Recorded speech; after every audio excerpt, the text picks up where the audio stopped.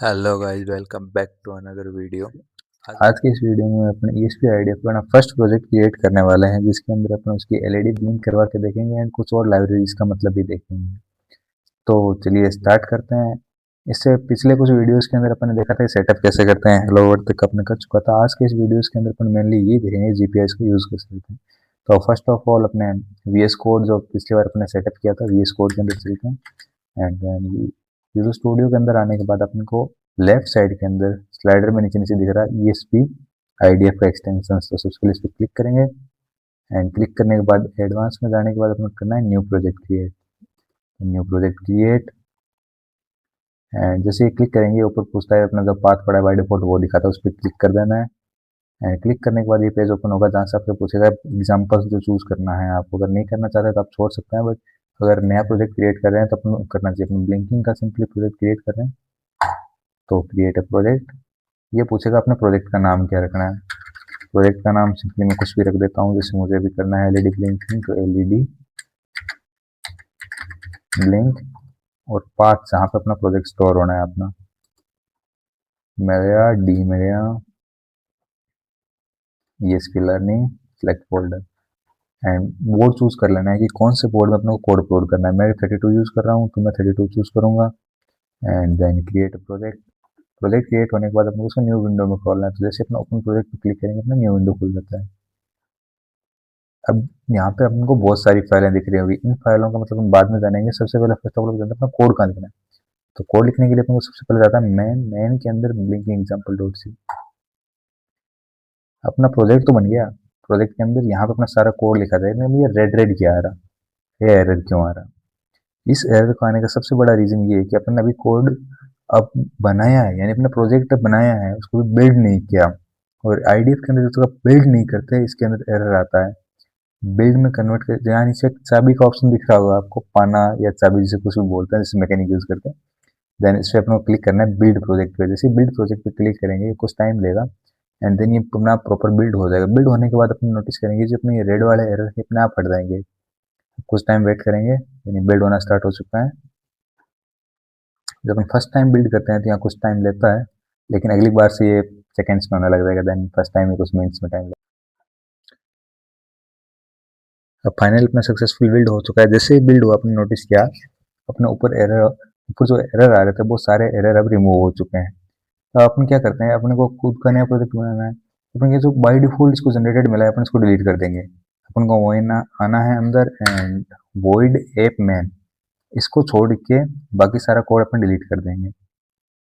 Then ऊपर जाएंगे, libraries को रखना जरूरी है। लाइब्रेरीज अब अपन ये कुछ देखने में जाना पहचान नहीं लग रहा। जब अपन सी सीख रहे थे, सी प्रोग्रामिंग स्टार्ट की थी, उसमें कुछ ऐसे नहीं था hash include std dot h। बस फर्क इतना है वहाँ इंट मैन था, वॉइड मैन है पे, इससे ज़्यादा कुछ नहीं है। तब अपन सिंपली देखते हैं ये जो लिख रखा है बाय डिफॉल्ट अपने इतना रखा है, ये क्यों रखा है एंड इसका मतलब क्या है यहाँ पे रखने का। तो अपन चलते हैं नोट्स में।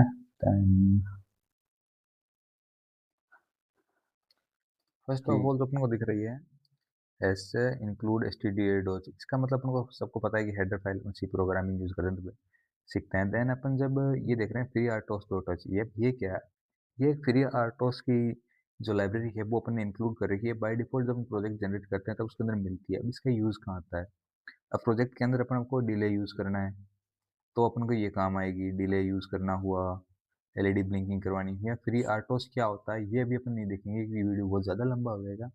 देन इसको अपन आने वाले वीडियोस में पूरा कंटिन्यू करेंगे पूरी प्लेलिस्ट में। तभी फ्री आर्टोस के लिए अपने ये समझ लें इस लाइब्रेरी को अपन इसलिए यूज़ ले रहे हैं कि अपन कोड के अंदर डिले यूज़ लेना है। एंड देन जो आती है फ्री आर्टोस टास्क डॉट एच, ये भी अपन बाद में देखेंगे। इसका काम होता है टास्क को क्रिएट करना। टास्क मतलब सिंपली वन वर्ड में समझे तो काम, सीधी सी बात है। एंड देन जब नीचे आते हैं फोर्थ नंबर पर, ये है जीपीयू डॉट एच। ये सबसे इंपॉर्टेंट लाइब्रेरी है क्योंकि यही वो लाइब्रेरी है जो आपको ईएसपी की जो जीपीयू पिंस होती हैं, जैसे यहाँ पे होती हैं 1 to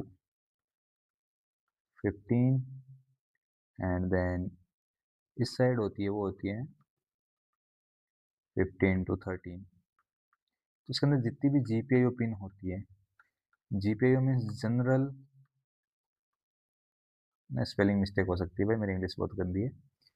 general purpose input output pin, यानी इन पिनों को इनपुट की तरह भी यूज ले सकते हैं, एज आउटपुट भी यूज ले सकते हैं। बट इन पिनों को इनपुट और आउटपुट यूज लेने के लिए आपको ये लाइब्रेरी की जरूरत होती है, क्योंकि यही वो ड्राइवर है जो एक्सेस देता है आपको कि आप इन जीपीयू पिनों का इनपुट एंड आउटपुट की तरह यूज ले सको। एंड जस्ट इसके बाद अपनी आती है 5th नंबर पे ESP log.h। ये लाइब्रेरी होती हैं, ये आपको वो परमिशन देती हैं कि जैसे अपन को प्रिंट करवाना है कि उसकी टिक कितनी है। टिक बोले तो एक यूनिट होती है टाइम की, जैसे अपने सेकेंड्स होते हैं, मिली सेकेंड होते हैं, वैसे ESP के अंदर जब फ्री आरटोस यूज लेते हैं तो फ्री आरटोस के अंदर टाइम की लिमिट होती है टिक। टिक मीन्स एक सेकेंड के अंदर वो कितने ले रहा, उसी पर अपना डिले डिपेंड करेगा। जैसे अपन नॉर्मली स्टैंडर्ड को यूज करते हैं जो बाय डिफॉल्ट अपन को मिलता है, उसके अंदर होता है अपना एक टिक के अंदर। तो अगर अपना एक टिक है तो एक टिक के अंदर 1 मिली सेकेंड। अपन इस टॉपिक पे फिर कभी बात करेंगे। फिलहाल अपन ये जान लीजिए कि इसकी डिटेल प्रिंट करवानी हो, मतलब क्लॉक साइकिल प्रिंट करवानी हो, तो अपन इस लाइब्रेरी का यूज लेते हैं।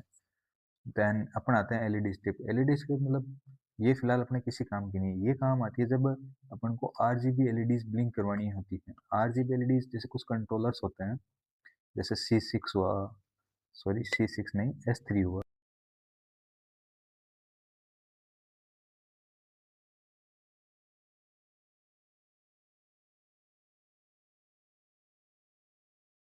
इससे ही अपने S3 के अंदर RGB LED लगी होती है, इसे ब्लिंक करवाने के लिए ये लाइब्रेरी काम आती है। अब अपने क्या बाय डिफॉल्ट एलईडी ब्लिंकिंग का प्रोजेक्ट जनरेट करते हैं, सारी लाइब्रेरीज देता है, बट अपन का इसका कोई यूज नहीं है, तो अपने इसको रिमूव कर देंगे।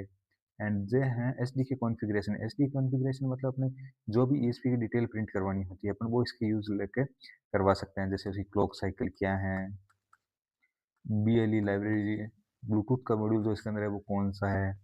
देन फिलहाल अपन को इन दो लाइब्रेरीज की कोई नीड नहीं है, दो नहीं तीन, तो अपन अपने प्रोजेक्ट से इसको रिमूव करवा देंगे। जो अपना कोड है एलईडी ब्लिंकिंग है।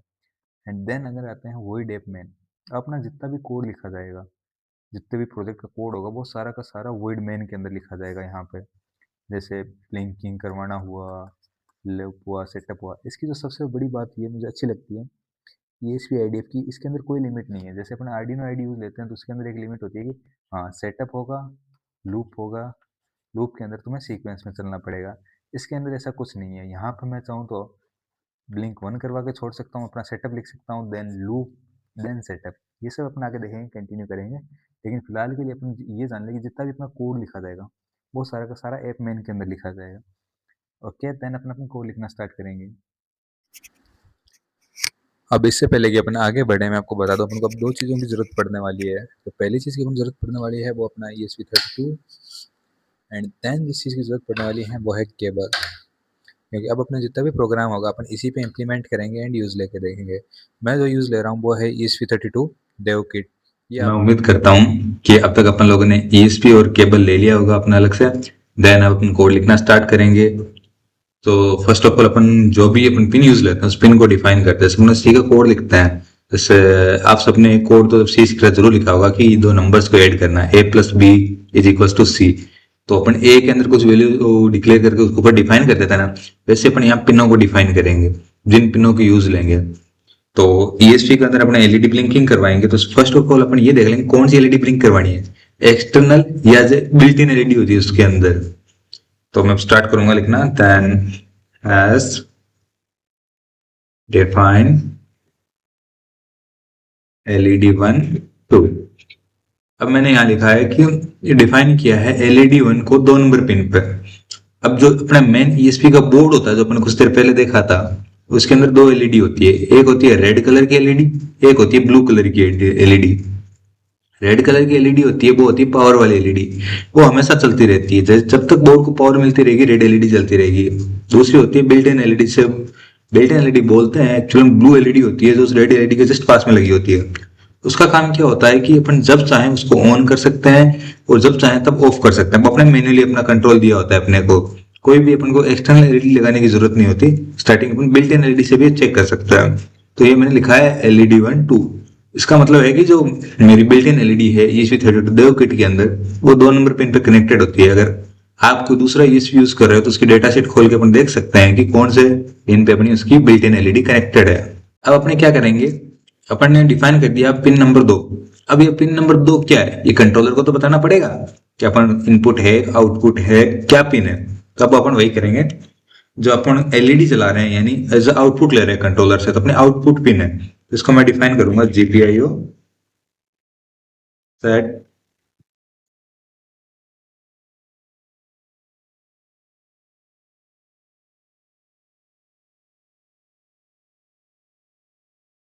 डायरेक्शन। जो जीपीयू सेट डायरेक्शन है, ये अपनी जो भी जीपीयू पिन होती है उसको डिफाइन करने के लिए होता है कि हाँ ये अपनी पिन है, वो इनपुट है, आउटपुट है। देन जो अपन यूज कर पा रहे हैं वो कर पा रहे हैं इस लाइब्रेरी की हेल्प से, जीपीयू की ड्राइवर। मैंने स्टार्टिंग में बताया था कि लाइब्रेरी किस काम आती है।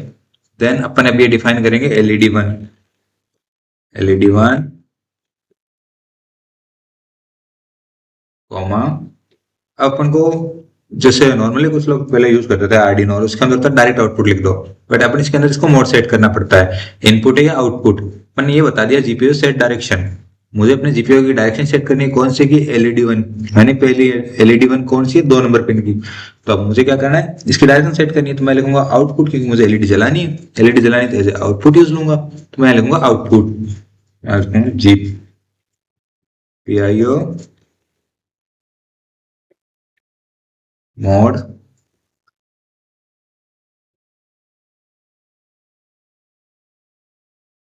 आउटपुट।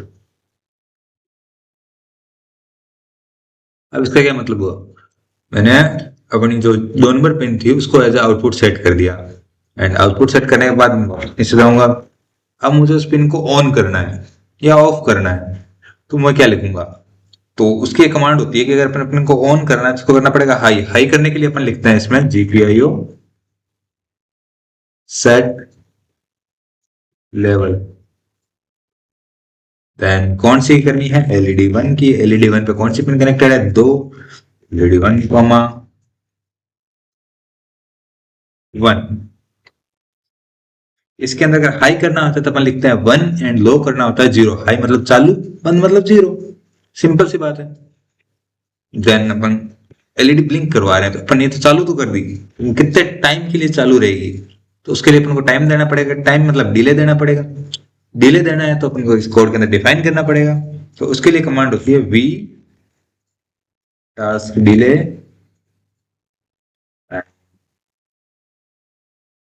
जितना भी डिले आपको देना है, देन 100। यहां मैंने 100 टिक्स लिखे हैं, ना कि मिली सेकेंड्स। अपन फ्री आर्टोस यूज कर रहे हैं, उसके अंदर डिले देना, तो वी टास्क डिले के अंदर लिखे जाते हैं टिक्स। मैंने लिखा है 100 यानी अपने एक टिक के अंदर 10 मिली सेकेंड्स होते हैं। अपन समझेंगे थोड़ी देर बाद इसको, लेकिन फिलहाल इतना समझ लीजिए, ये 1 सेकेंड का मैंने ये डिले दे दिया।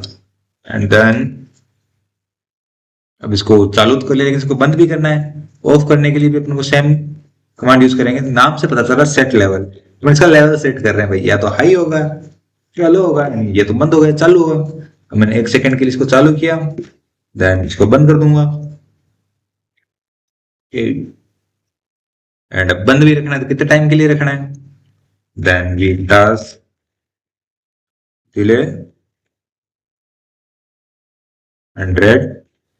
एंड अब मैं क्या करूंगा, अपने इस प्रोग्राम को सबसे पहले बिल्ड करूंगा।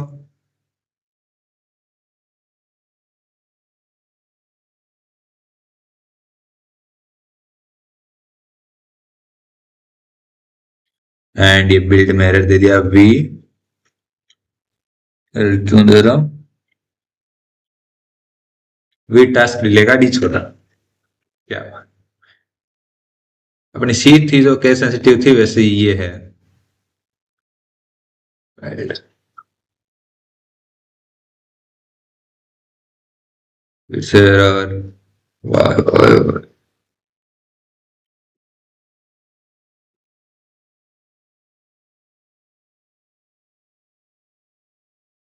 आप देखते हो ना बिल्ड होना स्टार्ट हो चुका है।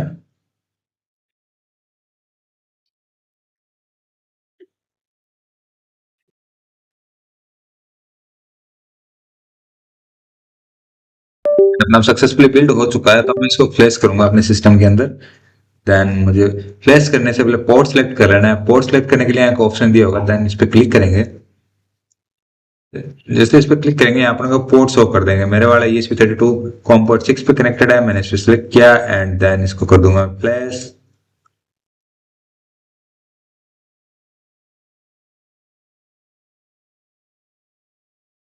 अब एक बात हमेशा ध्यान रखनी है, जब भी अपन कोड है उसके अंदर अपलोड करेंगे, देन मैंने बिल्ड किया, अपलोड किया, अब मैं इसके अंदर कुछ चेंजेस करूंगा। सपोज मुझे ये पिन यहाँ पे हाई रखनी है एंड देन इसको डायरेक्ट मैं फ्लैश कर दूंगा, तो ये कोड पुराने वाला कोड ही रहेगा।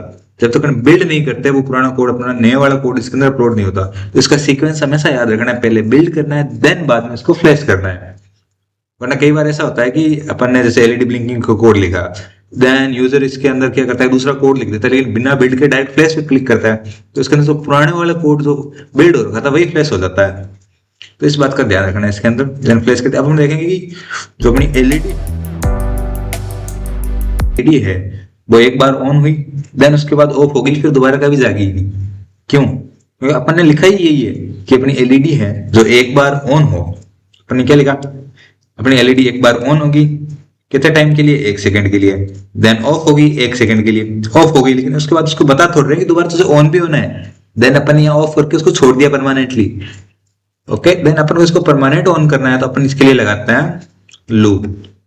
जैसे अपने सी में पढ़ा था, कोई चीज अपन को बार बार चलानी होती है तो उसके लिए अपन लगाते थे लूप।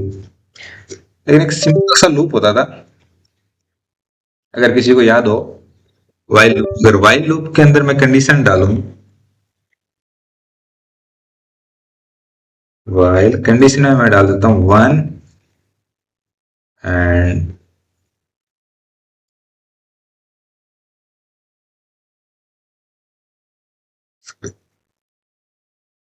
अगर मैं अब इसको चला के छोड़ दूं इस कोड को, तो क्या होगा, जैसे ही मैं इस कोड को बिल्ड करके रन करूंगा, अपन को सिंपल सा पता है कि वाइल लूप के अगर कंडीशन में 1 डालते हैं तो इनफाइनाइट लूप। इनफाइनाइट लूप मतलब जो कभी खत्म ना हो।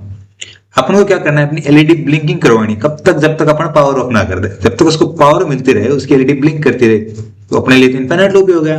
तो अब मैं अगर इसको बिल्ड करके फ्लैश करूंगा, तो अब मेरा क्या होगा, मेरी एलईडी इनफाइनाइट बार चलती रहेगी, कब तक, जब तक बोर्ड को पावर मिल रही है। अपन को ये तो चाहिए था।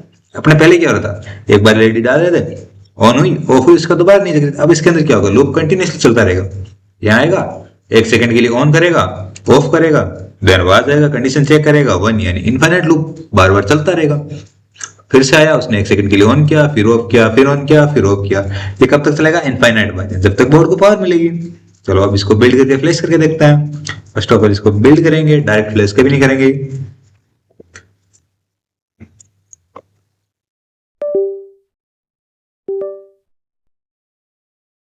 सक्सेसफुली बिल्ड हो चुका है एंड देन हम इसको फ्लैश करेंगे।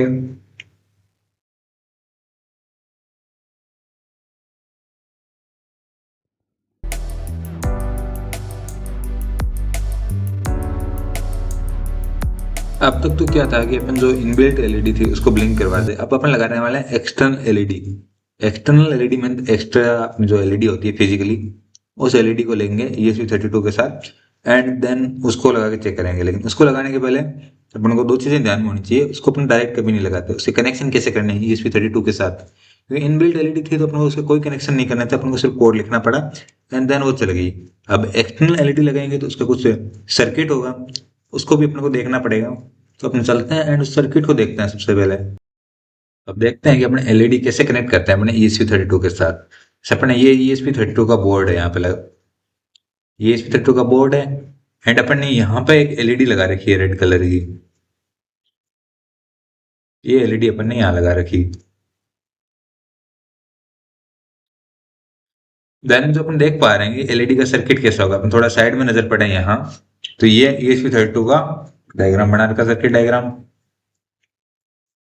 यहाँ पे लिख भी रखा है ESP32 देवकिट। एंड देन अपन इसकी जो जीपीयू पिन यूज करते हैं, जैसे अपन 2 नंबर यूज कर रहे थे, अब एक्सटर्नल यूज करेंगे 13 नंबर। जैसे यहाँ लिख रखा GPU 13 पे अपन क्या किया, जो एलईडी का पॉजिटिव टर्मिनल होता है ये वाला, और जो लाइन होती है उसको नेगेटिव टर्मिनल बोलते हैं। ये वाला नेगेटिव टर्मिनल है, देन ये वाला पॉजिटिव टर्मिनल है। पॉजिटिव टर्मिनल को क्या किया अपन ने, डायरेक्ट अपनी जीपीयू के साथ कनेक्ट कर दिया एंड एक रजिस्टर के थ्रू ग्राउंड से कनेक्ट कर दिया। अब कुछ लोग बोलेंगे भैया हम तो रजिस्टर हमेशा पॉजिटिव पे लगाते हैं एंड यहाँ सर्किट में ग्राउंड में लगा रखा। एट देन अपन नेक्स्ट वाले सर्किट में यहाँ नजर डालें, तो यहाँ मैंने क्या कर रखा, जो ग्राउंड होता है वो तो मैंने डायरेक्ट एलईडी भी दे रखा है यहाँ पे ground, and positive pay register लगा रखा।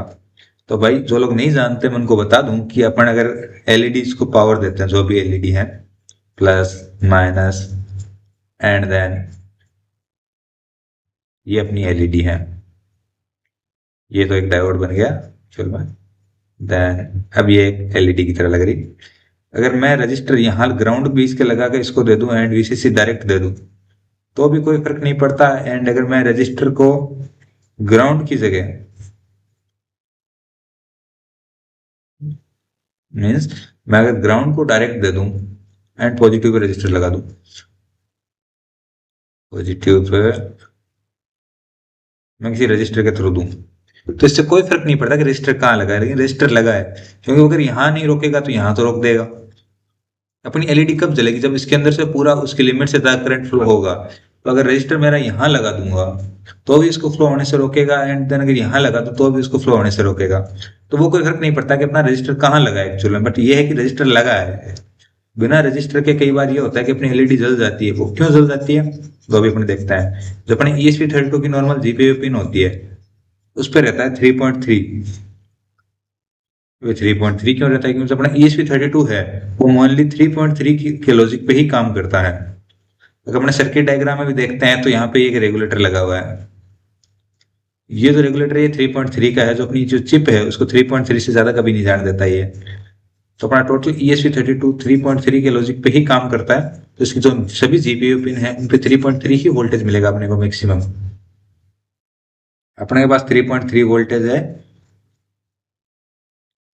जीपीयू पिन पे मैक्सिमम मिलता है। अपनी एलईडी है, सपोज मैं कोई एलईडी यूज कर रहा हूँ जिसकी वोल्टेज है 2 वोल्ट, वो 2 वोल्ट पे ऑपरेट होती है, एंड जो उसकी करंट लेने की क्षमता है जिसे लिमिट बोलते हैं वो है 20 मिली एम्पियर।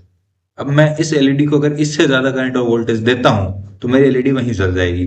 तो इसी के लिए अपन प्रोटेक्शन में रजिस्टर यूज करते हैं। अब रजिस्टर कितने ओम का यूज करना है ये अपने को नहीं पता। देन इसका एक सिंपल सा कैलकुलेट का फॉर्मूला होता है, ओम्स लॉ से निकलता है। देन ओम्स लॉ तो सबको पता होगा ऑलमोस्ट, क्योंकि 10 से पढ़ते आ रहे हैं, V is equals to IR। अपन को क्या निकालना है? रजिस्टर। रजिस्टर निकालना है तो अपन क्या करेंगे? V is equals to I।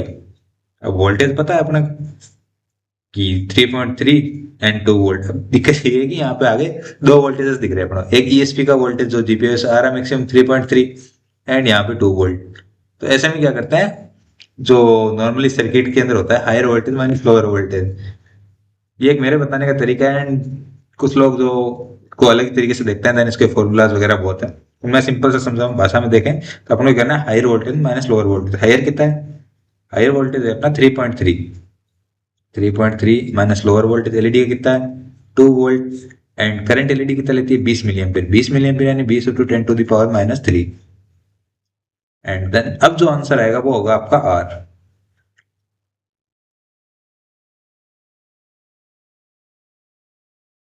जब अपन इसको कैलकुलेट करते हैं तो अपना जो फाइनल आंसर आता है वो आता है, जब मैं इसको यही कर देता हूँ ये होगा क्या? 1.3 अपॉन में 20 × 10 टू द पावर -3। जब अपन इसको यहाँ कैलकुलेट करते हैं 3.3 माइनस 2 कितना होता है? 1.3। एंड देन अब नीचे क्या पता? 20 × 10 टू द पावर -3। इसको अगर ओम्स में कन्वर्ट करते हैं तो ये होता है 1.3 अपॉन 0.02 ओम। एंड देन जब इसको कैलकुलेट करेंगे तो अपने पास आंसर आएगा 65 ओम। तो अपने को जो सेफ्टी रजिस्टर लगने वाला है 65 ओम रजिस्टर के अंदर अपनी एलईडी सेफली चलेगी। एंड अपना सर्किट देख लिया कैसे कनेक्ट करनी है, अपने पास R की वैल्यू आ गई। देन अपन फिजिकल एलईडी लेके उसके साथ कनेक्ट कर लेंगे बोर्ड के अंदर। देन अपन देखते हैं कोड के अंदर, अपने वापस आते हैं VS कोड के अंदर, और जिस जीपीयू पिन पे मुझे एक्सटर्नल एलईडी लगानी है उस जीपीयू पिन को सबसे पहले डिफाइन करेंगे। तो मैं यहाँ डिफाइन करूंगा एज डिफाइन LED2। अब जो भी जीपीयू पिन अपने पास फिलहाल तो सारा ESP फ्री पड़ा है, तो जो जीपीयू पिन अच्छी लगे उस पर अपने एलईडी लगा लेंगे। सपोज मैंने 2 पे लगा 2 नंबर पे मेरी इनबिल्ट थी, अब मैं 3 पे लगाता हूँ। जीपीयू 3 पे मैंने एक और एलईडी लगा दी, एंड देन मुझे उसका भी डिफाइन करना पड़ेगा। तो एक चीज अपन ने गलत लिखी थी स्टार्टिंग में कि जो ये लाइन है डायरेक्शन, इसको अपन को बार बार सेट करने की जरूरत नहीं पड़ती। देन अपन इसको यहाँ से हटाकर सेटअप में लिख सकते हैं, क्योंकि जीपीओ मोड अपन को डिफाइन करने के लिए एक ही बार करना पड़ता है, ना कि बार बार अपन इसको आउटपुट डिफाइन करने की जरूरत होती है। अपन को हाई लो कर रहे हैं उसको बार बार करने की जरूरत होती है। देन मैं नीचे आऊंगा एंड देन अगेन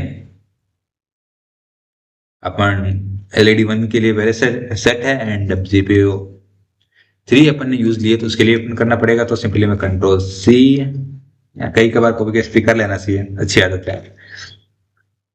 एंड 3 पे मैंने एक और एलईडी लगा दी एंड उसको भी डिफाइन कर दिया कि हाँ एलईडी 2 सॉरी जीपीओ पिन 3 पे मेरी एलईडी नंबर 2 कनेक्टेड है एक्सटर्नल, उसको भी एज ए आउटपुट डिफाइन कर दिया। एंड देन अब मैं वापस आऊंगा, सेम प्रोसेस करूंगा इसके लिए अपनी जो दूसरी एलईडी लगा रखी है उसके लिए। एंड देन कंट्रोल वी, ये मैंने थोड़ी स्क्रीन बड़ी कर दी ताकि अच्छे से दिखे। एंड देन एलईडी 1 की जगह कर देंगे अपने एलईडी 2।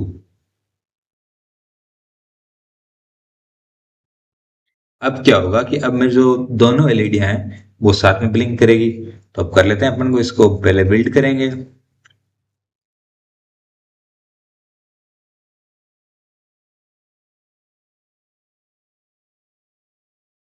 अब बिल्ड अपना सक्सेसफुली हो चुका है एंड देन अब इसको फ्लैश करेंगे।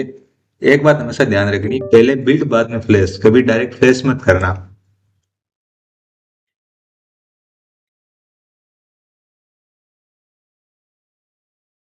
एंड देन मैंने फ्लैश कर दिया है। अब मेरी दोनों एलईडीज साथ में ब्लिंक हो रही है।